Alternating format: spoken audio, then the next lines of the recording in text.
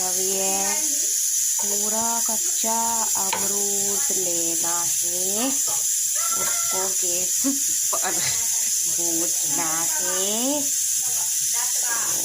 और फिर ये खांसी के लिए बहुत फायदेमंद है। इसमें नमक लगा के खाएंगे, काट के इसको नमक लगा के खाएंगे।